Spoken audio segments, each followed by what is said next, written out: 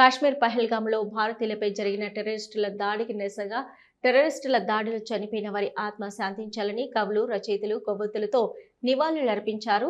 నిరాయుధులైన పర్యాటకులపై ఉగ్రవాదులు దాడి చేసి చంపడం ఏహమైన చర్య అని అన్నారు. ఈ దాడిని దేశంలోని ప్రజలందరూ ముక్త కంఠంతో ఖండించవలసిన విషయమని అన్నారు. భారతీయులపై పాకిస్తాన్ ఉగ్రవాదుల దాడి చేయడం అత్యంత బాధాకరమని, చనిపోయిన వారి కుటుంబాలకు ప్రగాఢ సానుభూతి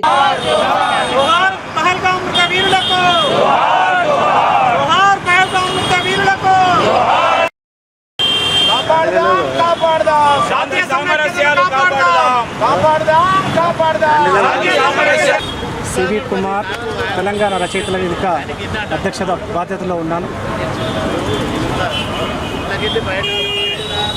పాకిస్తాన్ తన ప్రజల కనీస అవసరాలు తీర్చలేని దశలో పొరుగు దేశం మీద కుయుక్తులు, కుతంత్రాలతో ఉగ్రవాదాన్ని ప్రేరేపిస్తూ తన పబ్బం గడుపుకుంటూ అమాయకులైనటువంటి ప్రజలను పుట్టను పెట్టుకుంటున్నది.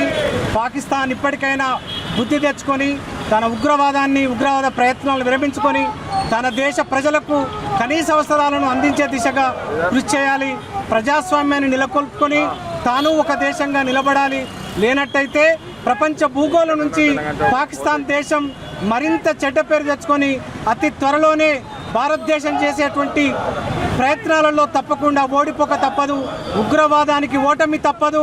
తప్పకుండా శాంతి, ప్రజాస్వామ్యం విజయం సాధిస్తుంది. ఎప్పుడు కూడా హింస విజయం సాధించదు. అందుకే తెలంగాణ రచయితల వేదిక హింసను, ఉగ్రవాదాన్ని, రకరకాల తీవ్రవాదాల్ని వ్యతిరేకిస్తున్నది, ఎండగడుతున్నది. జోహార్ పహల్గాం మృత వీరులకు. సివి కుమార్ తెలంగాణ రచయితల వేదిక జిల్లా అధ్యక్ష బాధ్యతలో ఉన్నాను.